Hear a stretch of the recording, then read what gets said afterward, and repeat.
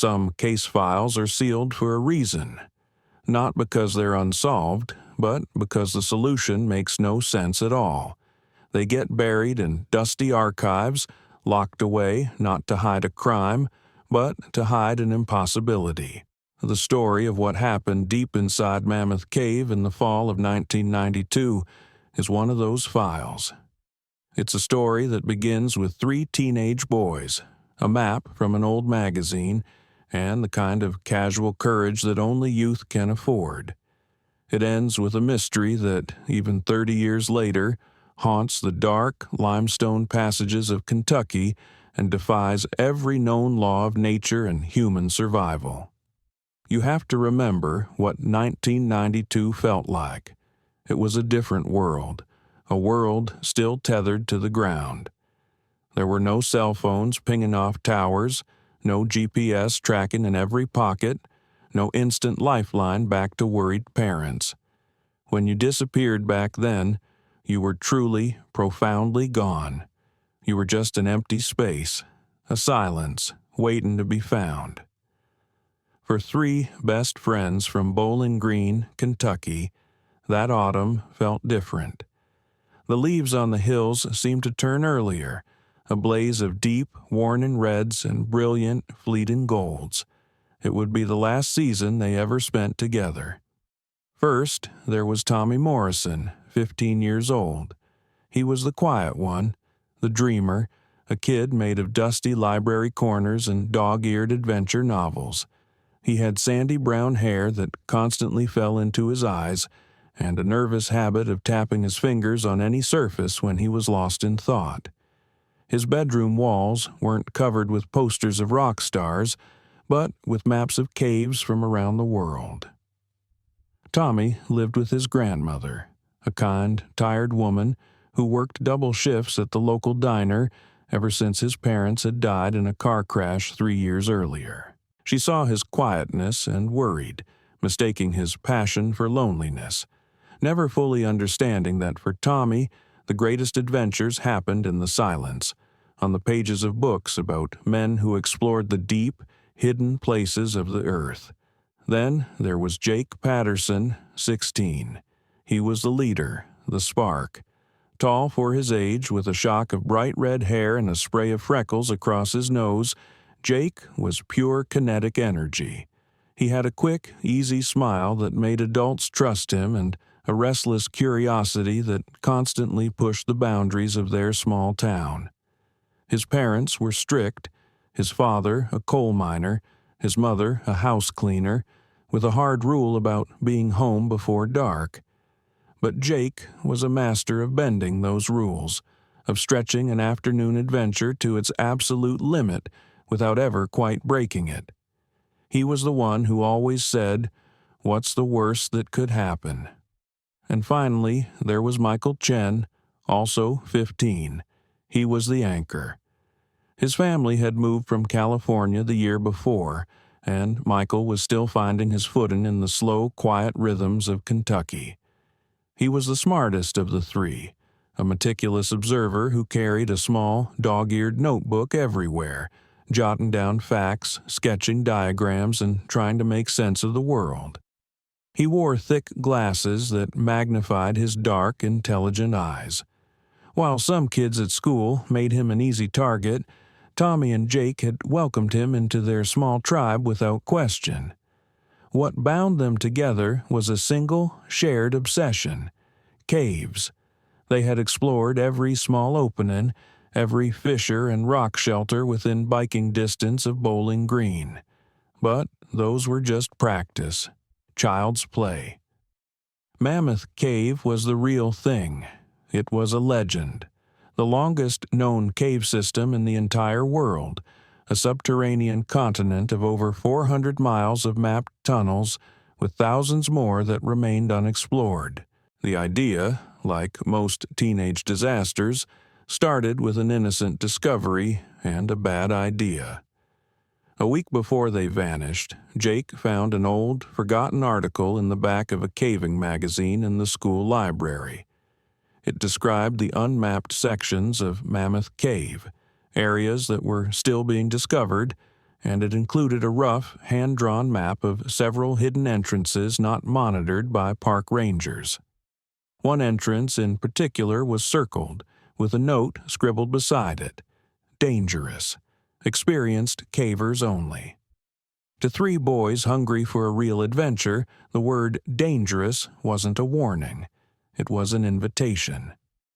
Jake showed the article to the others during lunch. Tommy's eyes lit up immediately. He'd been reading about caving techniques for months, imagining himself as one of the heroes from his books. Michael, ever the pragmatist, was cautious. He suggested they ask their parents, maybe contact the park service. But Jake just laughed. What was the point of an adventure if adults were watching over your shoulder? The real magic, he argued, was in the places no one else had ever seen. The decision was made. For the next week, the three boys lived a secret life. Their shared conspiracy, a vibrant electric current running just beneath the placid surface of their school days. They planned their expedition with the meticulous focus of seasoned adventurers. In reality, they were just children, dangerously overconfident and completely unaware of the true nature of the world they were about to enter. They gathered their supplies from basements and garages: 3 cheap flashlights, a coil of nylon rope that was probably too thin, a small first aid kit, and a collection of snacks, mostly candy bars and bags of chips. They weren't reckless, not in their own minds. They were methodical. Their alibis were a carefully constructed house of cards, simple lies told to the people who trusted them most. Tommy told his grandmother he was on a school-sanctioned hiking trip and would be back late.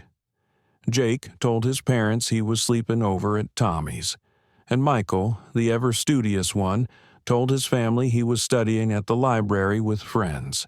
Each lie was a thread in the rope they were tying, a rope they thought would pull them up into a grand adventure, but which would instead drag them down into the dark. The day they chose was Tuesday, October 27th. School let out early for teacher meetings, giving them a precious, unsupervised window of several hours. It seemed like a perfect plan. Tuesday morning dawned gray and cold. Tommy woke early, his stomach a knot of excitement and fear. He packed his bag, double-checking the extra batteries, wrapping them in a plastic sandwich bag to keep them dry, a trick he'd read in one of his books. At school, none of them could concentrate. They were already miles away, their minds deep underground. During lunch, Tommy went to the library for one last read. He discovered an article that mentioned the specific section they planned to explore had been closed to the public since 1989 after a minor cave-in had injured 2 experienced cavers. The information should have been a warning. To a 15-year-old boy, it was a thrill. It meant the place was truly wild. When the final bell rang, they met at the bike racks, their movements furtive and hurried as they transferred their gear from a school locker into their backpacks. The 45-minute bike ride to the edge of the national park was a journey into another world. They took the back roads, the crisp October air filled with the smell of fallen leaves and distant wood smoke. They found the entrance at 3:20 p.m. It was just as the old magazine map had shown, a narrow fissure between 2 massive, moss-covered rocks, almost completely hidden by a tangle of overgrown bushes. A small, rust-eaten metal sign, half swallowed by vines, warned that the area was closed. It looked less like a legal notice and more like an artifact from a forgotten expedition. They hid their bikes deep in the woods, the metal frames disappearing into the undergrowth. They put on their headlamps, the plastic straps cool against their foreheads. Tommy felt his heart hammering against his ribs. This was it, the threshold, their first real adventure. Jake, naturally, went first. He squeezed into the opening, a jagged stone throat that was tighter than it looked, forcing him to take off his backpack and push it ahead of him. Tommy followed, his hands shaking slightly, the damp, cold stone scraping against his jacket. For a moment, a flash of pure, primal claustrophobia seized him as the rocks pressed in, but he pushed forward, wriggling through into a larger space where Jake was waiting, his headlamp beam cutting a clean white circle in the absolute darkness. Michael came last. His pack, weighed down with notebooks and extra supplies, snagged on a rock, and for a terrifying second he was stuck. With a final, desperate shove, he tore free and tumbled into the chamber beside his friends. By 3:45 p.m., they were all inside. They stood together in a small chamber, no bigger than a closet, their 3 headlamps creating a frantic dance of light on the dark, sweating walls. The air was different in here, heavy, earthy and ancient, with a strange metallic tang. It was the smell of a place that had been sealed away from the sun for millions of years. It was the smell of a tomb. None of them knew it then, standing so close they could feel each other's warmth, but it would be the last time all 3 of them would ever stand together again. The entrance chamber gave way to a narrow tunnel that sloped steadily downward, and the darkness that swallowed them was absolute, a physical presence that seemed to absorb the frantic beams of their headlamps. The air grew colder, stiller. The only sound was the steady, rhythmic drip of water from somewhere deep within the cave's unseen heart, a sound like a slow, patient clock ticking away the minutes of their adventure. Tommy, taking the lead, was the responsible one. He was the one who had actually read the books.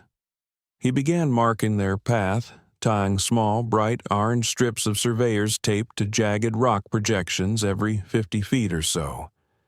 Each knot was a promise to the future, a breadcrumb to lead them back to the sunlit world they had just left behind. The tunnel itself was a testament to the slow, brutal power of water. For long stretches they could walk upright, their lights dancing across limestone formations covered in strange mineral deposits that sparkled like a hidden galaxy. In other places, the ceiling dipped low, forcing them to duck under massive, hanging rock formations that felt like the teeth of some great, sleeping beast. After 15 minutes of steady descent, they came to a stop. The tunnel opened up, splitting into 3 distinct black-mouthed paths. It was their first real choice, their first real test. Jake pulled out the crumpled, photocopied map, its lines and symbols almost meaningless in this 3-dimensional darkness. Michael, ever the scientist, suggested the middle path, which seemed to slope upward, a logical route toward another potential chamber. Tommy argued for the left path. It looked wider, safer, an easier route to navigate. But Jake was drawn to the path on the right. It was the narrowest, the one that seemed to plunge deepest into the earth. It was the path of greatest resistance, and therefore of greatest adventure. As the unofficial leader, he made the call. He chose the darkness. He chose the risk. This new tunnel was different. It was wider, but the ceiling was oppressively low, forcing them into an uncomfortable half-crouch. The walls were smoother here, polished by millennia of flowing water and cool to the touch. It felt less like a natural cave and more like a man-made corridor, a hallway to somewhere ancient and forgotten. And then, after another 30 minutes of shuffling through the claustrophobic passage, the cave gave them a gift. A lie. The tunnel suddenly opened up into a chamber, a hidden cathedral of stone that made all 3 of them gasp in unison. It was beautiful, utterly, breathtakingly beautiful. The space wasn't large, maybe the size of a living room, but it was filled with a forest of stalactites and stalagmites. In the focused beams of their headlamps, the formations glittered as if coated in diamonds. There were columns of calcite that looked like frozen waterfalls, delicate, crystalline flowers that grew from the rock, and thin, hollow soda straws that dripped with water, each drop a musical note in the profound silence. They had stumbled into a secret treasure room, a place of impossible natural art hidden beneath the mundane world of grass and trees. For 20 minutes they were just boys again, their fear forgotten, replaced by a sense of pure, unadulterated wonder. They forgot the time. They forgot their parents. They were true explorers, the first to see this hidden world. Michael sat on a rock, sketching furiously in his notebook, trying to capture the impossible geometry of the place. Jake and Tommy used their flashlights like pointers, tracing the shapes of dragons and castles in the glittering formations. It was a moment of pure joy, the last they would know. It was as they were preparing to leave, their sense of adventure renewed, that Tommy heard it first, a sound that did not belong. It wasn't the drip of water, it wasn't the echo of their own voices. He held up a hand, and in the sudden, complete silence of the chamber, they all heard it. Footsteps, slow, deliberate. The sound of a heavy boot crunching on loose gravel, echoing from somewhere deeper in the tunnels ahead. Jake whispered that it must be a park ranger, but the sound was wrong. It was irregular, a strange, shuffling gait, as if the person were injured or dragging something heavy behind them. The footsteps would grow louder for a few seconds, then fade, then return from a slightly different direction, the acoustics of the cave playing tricks with their senses. The magic of the chamber evaporated instantly, replaced by a cold, prickling fear. The cave was not empty. Someone, or something, was walking in the darkness with them. The boys stood frozen in the crystal chamber, 3 statues in a silent, glittering tomb. The shuffling, dragging footsteps echoed from the darkness ahead, a sound that didn't belong in this pristine, hidden world. Jake was the first to break the silence, his voice a forced, confident whisper. "It's a ranger," he said, trying to convince himself as much as the others. "He's probably checking the closed-off sections." Michael, ever the analyst, shook his head. "The acoustics are too strange. The sound is moving. It's not coming from one direction." But Tommy felt a different kind of certainty, a cold, primal fear that had nothing to do with logic. The footsteps reminded him of the ghost stories his grandmother told, tales of lost souls wandering in the dark. The sound was wrong. It felt ancient and unwell, but fear was not part of Jake's plan. Their great adventure wasn't going to be derailed by a strange noise. He declared they would investigate. If it was a ranger, they'd feign innocence. If it was another explorer, they'd be heroes, discovering them first. It was the kind of reckless, teenage courage that gets explorers killed. They left the beautiful, glittering chamber behind, stepping back into a narrow, oppressive tunnel. This new passage was different. The ceiling descended, forcing them into a half-crouch, the smooth, water-carved stone cold and indifferent against their shoulders. Soon, even crouching was no longer an option. They were on their hands and knees, worms crawling into the guts of the earth, their headlamps throwing frantic, dancing shadows on the walls.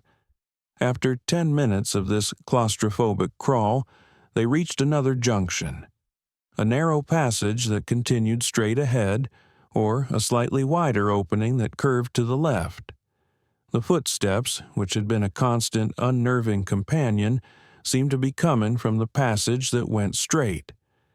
Tommy felt a powerful urge to turn back, a knot of dread tightening in his stomach. They were already an hour underground, far deeper than they had ever planned. His grandmother would be expecting him home soon. But Jake was resolute, his eyes gleaming with the thrill of the unknown. They followed the sound. This new tunnel was the strangest yet. The walls were unnaturally smooth, and they were covered in markings. Scratches and symbols, deep and ancient, filled with dark mineral deposits. They weren't modern graffiti. They looked almost like a form of writing, letters from a forgotten alphabet or pieces of complex equations. Tommy stopped, running his fingers over one of the strange glyphs. It felt cold, unnervingly so. And then, as his fingers traced the ancient carving, the footsteps stopped. They didn't fade away. They just ceased. The silence that rushed back in was deafening, a physical presence, heavy and watchful. It was the silence of something holding its breath, waiting. That's when they heard the scream. It wasn't a human sound, not quite, nor was it the cry of any animal they knew. It was a sound of pure biological terror, the sound of something being torn apart. It ripped through the tunnels, a wet, ragged noise of agony and shock that seemed to come from everywhere at once. It vibrated in their bones, a primal signal of violence that bypassed thought and went straight to fear. All three boys froze, paralyzed. Their hearts hammered in their ears, a frantic, panicked drumming against the sudden, terrible silence that followed.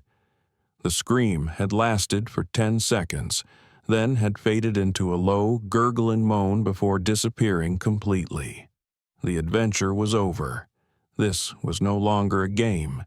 Jake, his face pale and clammy in the bouncing light of his headlamp, was the first to find his voice. "Someone's hurt," he stammered, his bravado shattered. That was, "Someone needs help." As terrifying as the scream had been, the thought that another person was down here, injured and alone, was a powerful call to their youthful sense of duty. They had to move forward. They had to help. The choice was no longer about which path to take. It was about whether to run toward a potential victim or flee from a definite monster. They chose to be heroes. It was the last heroic decision they would ever make as a group. A debate, frantic and whispered, took place in the oppressive darkness. Jake, clinging to the last vestiges of his bravado, argued that the scream was proof someone needed their help. A fallen explorer, a trapped caver, they couldn't just leave them. Tommy, however, was paralyzed by a fear so deep and primal it felt ancient. The scream hadn't sounded like a person in an accident. It had sounded like prey. Michael, his scientific mind trying to impose order on the chaos, noted the time and a detailed description of the sound in his notebook, as if cataloging the cry of an unknown species. In the end, Jake's desperate optimism won. The thought that they could be heroes was more potent than the fear of what monster might be waiting. They decided to press on, moving now with a tense, brittle caution. The bravado was gone, replaced by a shared, unspoken dread. Every shadow seemed to writhe. Every drip of water sounded like a footstep. The tunnel began to slope downward more steeply, the air growing thick, heavy, and humid.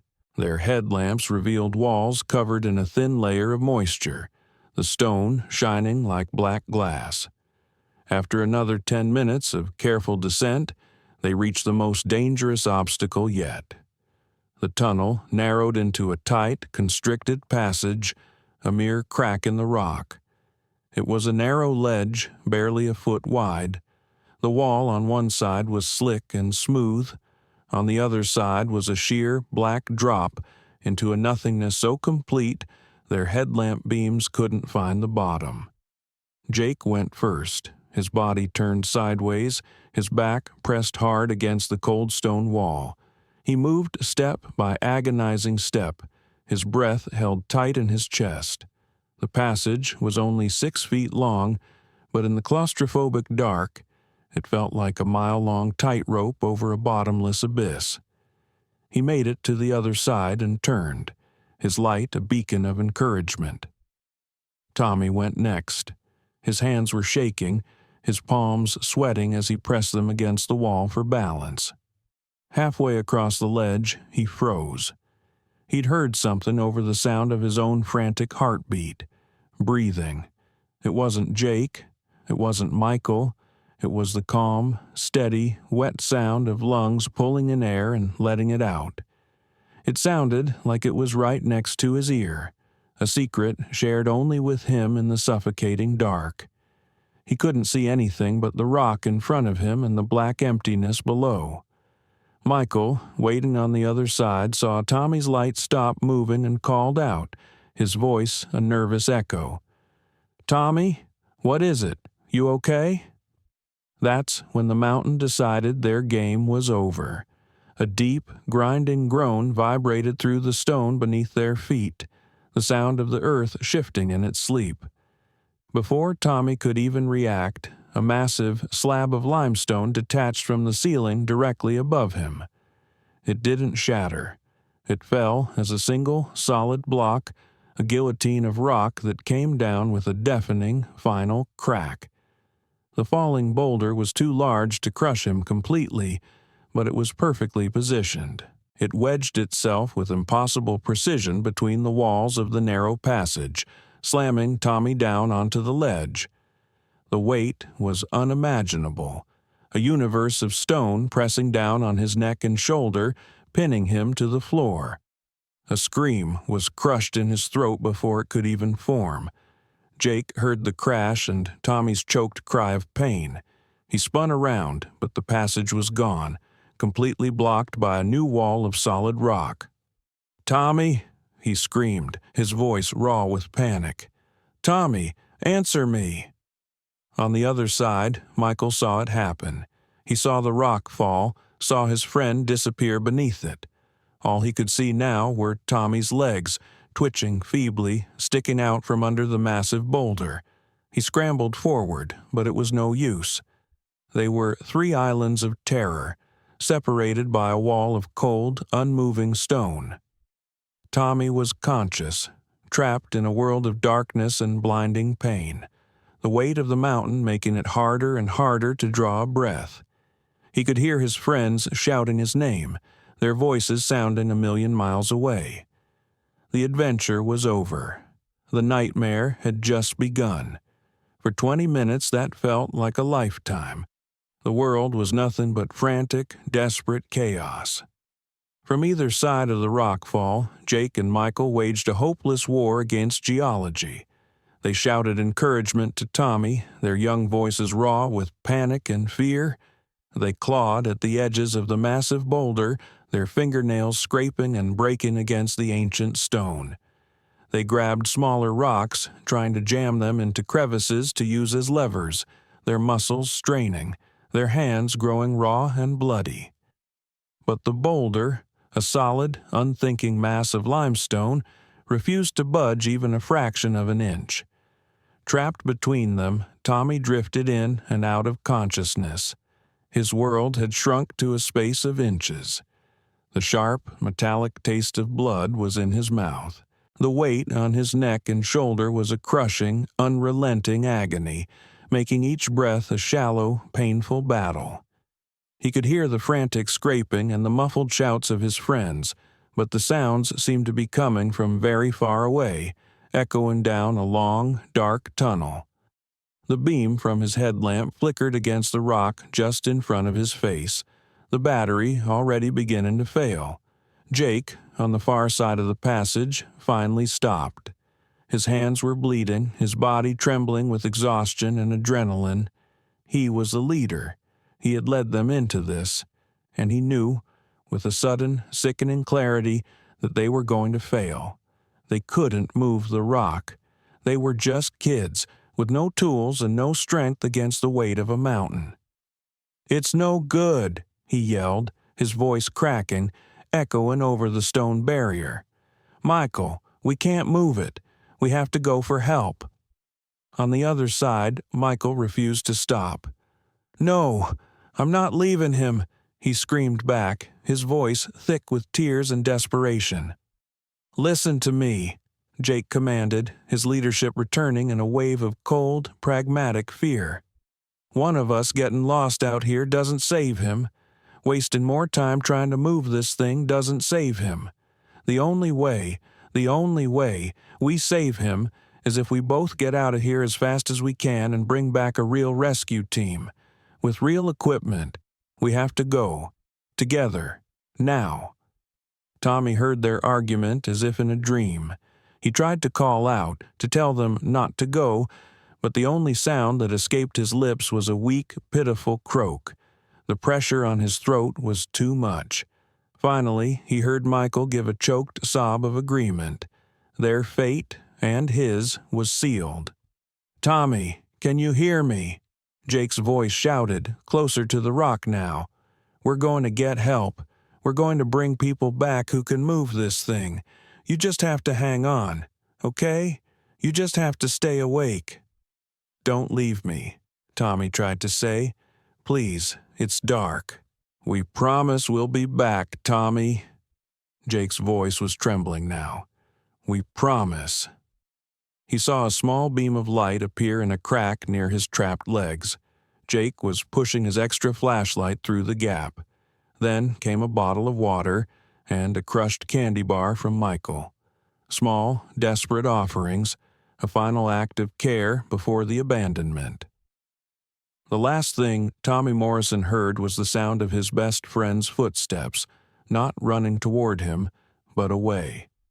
The sound grew fainter and fainter until it was completely swallowed by the dripping, echoing silence of the cave. He was alone, pinned in the heart of the mountain, a 15-year-old boy entombed in the earth's absolute darkness, with nothing but a fading flashlight beam and a promise he could only pray they would keep.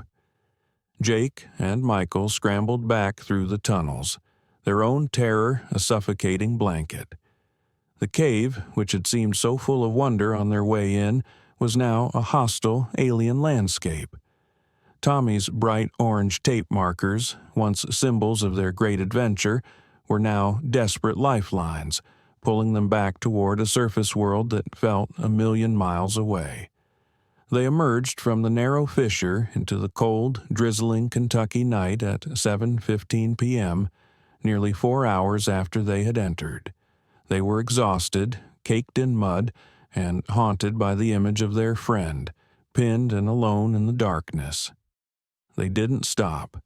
They rode their bikes with a frantic, desperate energy, pedaling directly to the Mammoth Cave National Park headquarters. They found a lone night security guard, a man named Henderson, who was half asleep over a crossword puzzle. At first, the guard didn't believe their wild story.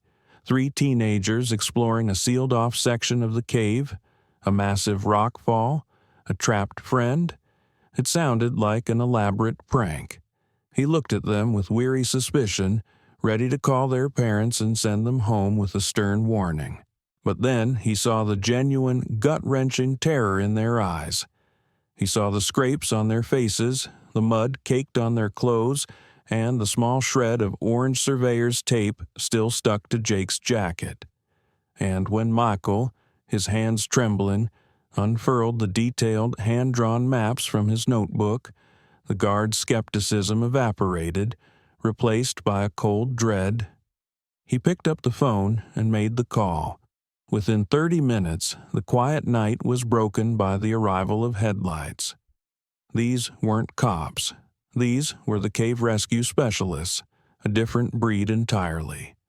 They were quiet, wiry men who spoke in calm, clipped tones and moved with a practiced efficiency that was both reassuring and terrifying. They unpacked their gear under portable floodlights, hydraulic jacks, rock-moving tools, ropes, harnesses, and advanced medical supplies. The official search for Tommy Morrison had begun, but there was a catastrophic problem. Jake and Michael, in their panicked flight to the surface, had taken several wrong turns. They had a memory of the route, but it was a memory fractured by fear. Once they were back underground, leading the rescue team, the cave seemed to have changed its face. Tunnels they remembered as being straight now seemed to curve. Passages that felt familiar led to dead ends. Every chamber looked the same in the harsh, artificial glare of the rescue lamps. The boys, who were the mission's only hope, were hopelessly, terrifyingly lost in their own recent memory. For 6 hours, the rescue team followed them through the labyrinth, a frustrating and fruitless journey. They called Tommy's name constantly, their voices swallowed by the immense, oppressive silence of the cave. They would pause, listening for any response, a tap, a cry, anything. But the cave system played tricks with sound, distorting their calls, making echoes that sounded like whispers from the wrong direction. At 2 a.m., with the team exhausted and no closer to finding the boy, the search was temporarily suspended. They needed to rest, regroup, and form a new, more systematic plan. The window for finding Tommy alive was closing with every passing minute. Jake and Michael were taken to the local police station. Their parents arrived around 3 a.m., a grim procession of fear and anger. When Mrs. Morrison learned that her grandson was trapped deep underground, her legs gave out from under her, and she collapsed into a chair, her body racked with silent, heartbreaking sobs. Jake's father, his face a mask of fury, yelled at his son for his recklessness, but his anger was just a thin shield against the terror he clearly felt. Michael's parents, quiet and devastated, simply held their son, who was shaking uncontrollably, his notebook of maps clutched in his hands like a failed talisman.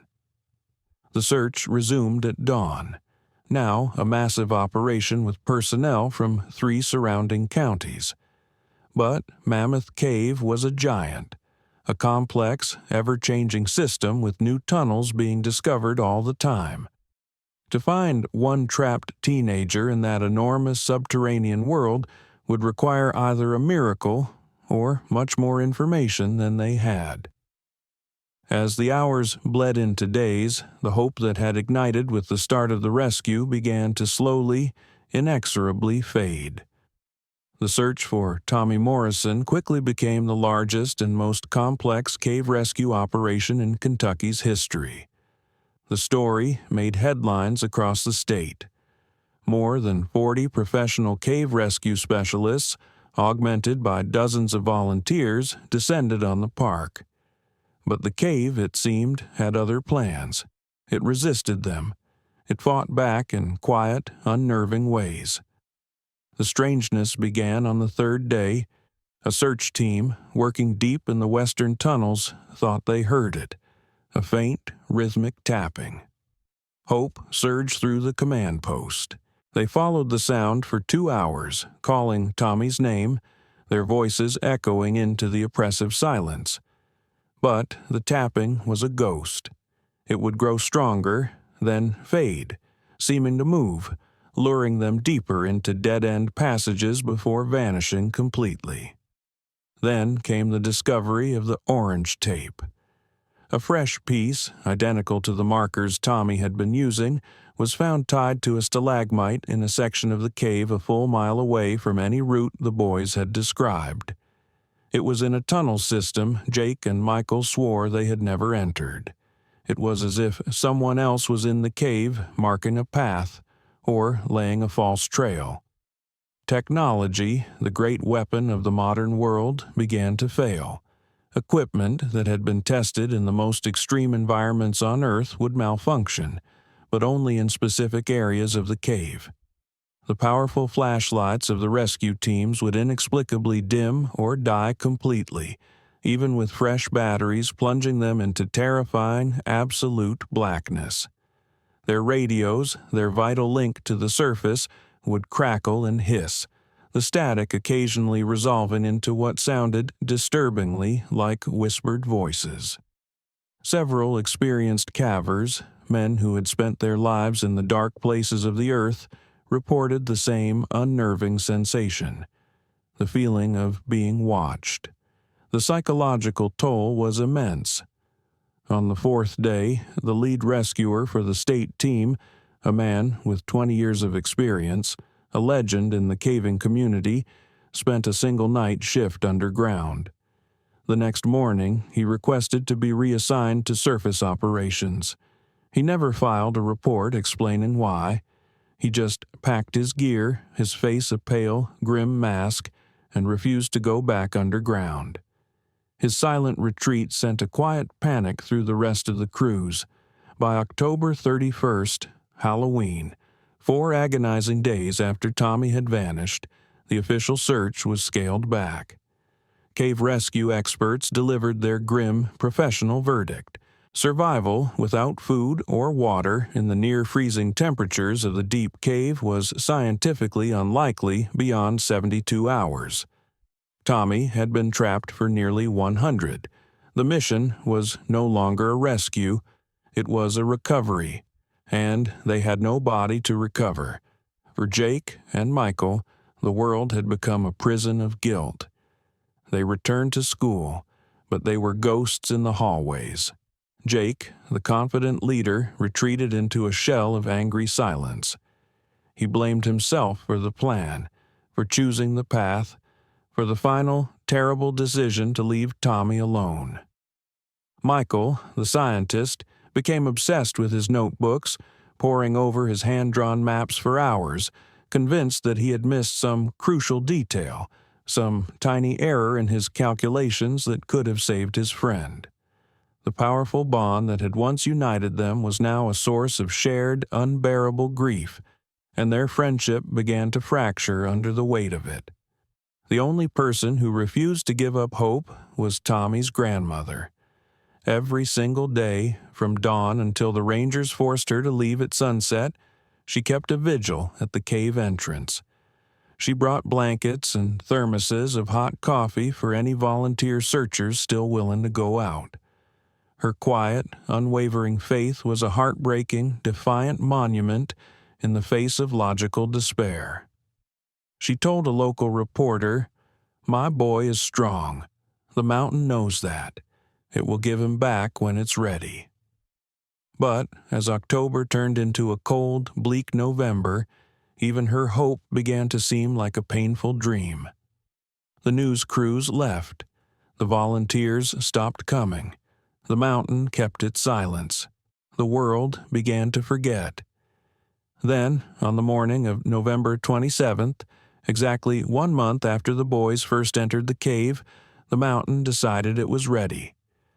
The call that changed everything came at 6:43 a.m. on a cold Friday morning, exactly 1 month to the day after the boys had entered the cave.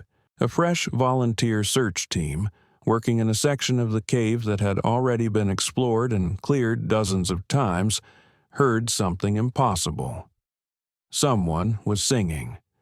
The voice was weak, hoarse, and off-key, but it was unmistakably human. It was coming from deep within the rock, from the same area where the initial search had been so heavily focused. The volunteers, their hearts pounding, followed the sound through tunnels they had already mapped. They found him in the exact passage that Jake and Michael had described, trapped under the exact same boulder. The beam of a flashlight cut through the darkness and fell upon a boy's face, pale and thin, caked in dirt. His eyes were open. He was alive. But the miraculous discovery raised far more questions than it answered, because what they found defied all logic. Tommy Morrison was not delirious. He was not unconscious. He was alert and responsive. He was thin, yes, but he was not dehydrated or starving. The rescue team immediately began the painstaking 4-hour process of freeing him, using hydraulic equipment to lift the massive boulder just enough for Tommy to squeeze out. As soon as he was free, his first words were not of thanks or relief, but of confusion. "Where are Jake and Michael?" he asked, his voice a raw whisper. "Why didn't they come back for me like they promised?" A rescue worker gently explained that his friends were safe, that they had gone for help immediately. And then he told him the date, November 27th. Tommy stared at him, his expression one of profound, utter disbelief. A full month had passed since the accident. According to Tommy's internal clock, a clock broken by absolute darkness and trauma, only 3 days had gone by. More disturbing and far more impossible was his explanation of how he had survived. He insisted, with a child's unwavering sincerity, that someone had been visiting him. He claimed that a mysterious, silent person would appear suddenly in the darkness just beyond his reach. They would place fresh, clean water and small amounts of food, pieces of bread, chunks of cheese, dried fruit, where he could access them and then disappear back into the tunnels without ever speaking a word. Tommy said he never saw his caretaker clearly.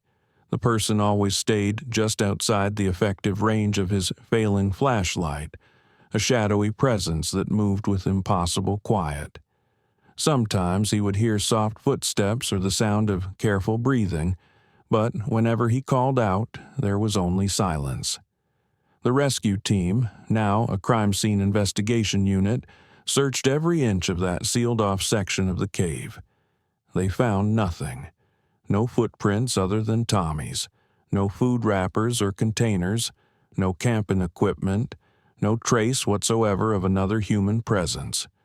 The boy's story was impossible, but the medical examination at the hospital confirmed it. Tommy was severely malnourished and had lost 15 pounds, but he was not dying of starvation. He was not on the brink of death from dehydration. The doctors were baffled. His physical condition was completely inconsistent with someone who had been trapped without sustenance for 30 days. It was, however, perfectly consistent with someone who had been receiving small, regular amounts of food and water. Without that care, he would have died within a week. Tommy's story was impossible, but the science said he was telling the truth. The question that haunted the rescuers, the doctors, and the local police was simple, and it had no rational answer. Who or what had kept Tommy Morrison alive?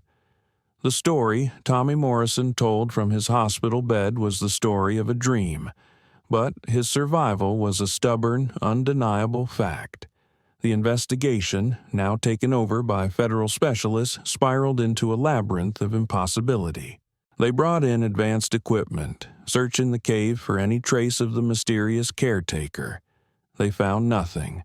No fingerprints, no fabric fibers, no DNA.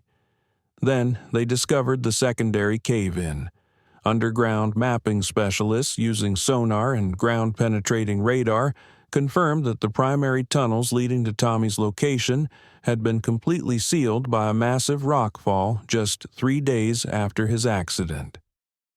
The route Jake and Michael had used to escape was gone, buried under tons of solid rock.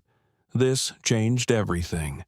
The mystery was no longer about a stealthy human moving through known tunnels. The rescuers themselves could not have reached Tommy for most of that month. Yet, somehow, his silent helper had been passing through what should have been impassable stone, delivering fresh food and water on a regular basis. Frustrated and facing a logical dead end, investigators turned to the town's history, digging through old archives and consulting local historians.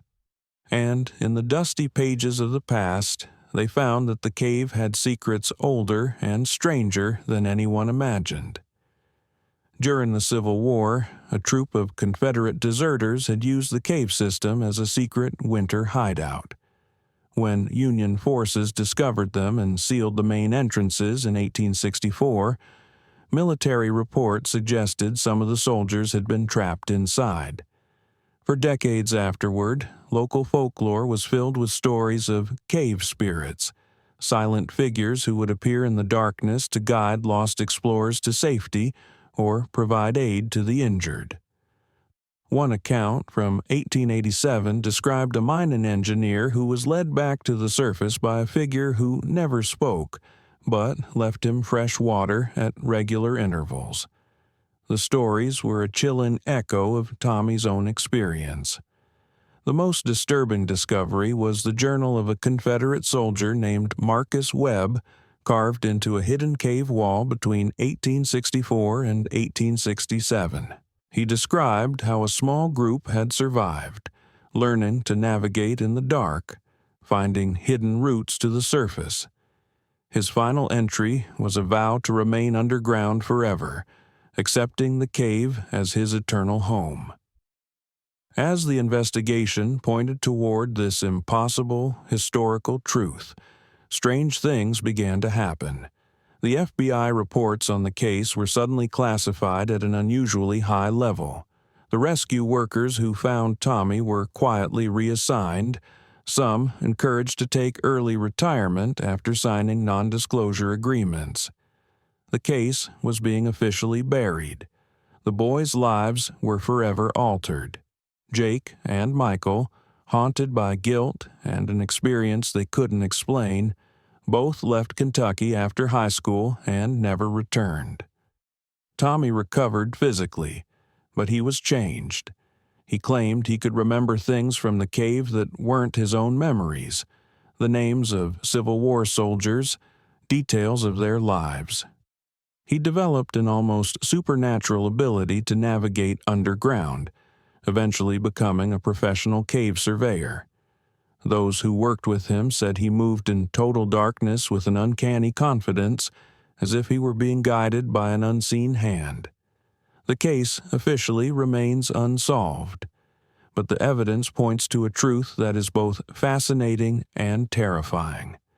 Somewhere, in the unmapped secret depths of Mammoth Cave, a community has survived. The descendants of those Civil War soldiers, isolated from the world for over a century, have adapted to a life of absolute darkness. A hidden society that, for generations, has abided by a simple, profound moral code to help those who become lost in their world. Tommy's caretaker was likely one of them, a resident of that hidden community who risked exposing their entire existence to save a trapped child. Today, tourists walk the well-lit paths of Mammoth Cave, admiring the formations, unaware that just beyond the darkness, in tunnels that appear on no map, the mystery continues. The case of Tommy Morrison serves as a chilling reminder that even in our modern world, there are still places where the impossible can happen, where science and logic fail, and where the past is not dead. It's not even past. Deep beneath Kentucky, something continues to watch and to wait, ready to help the next soul who finds themselves lost in the earth's deep and ancient heart.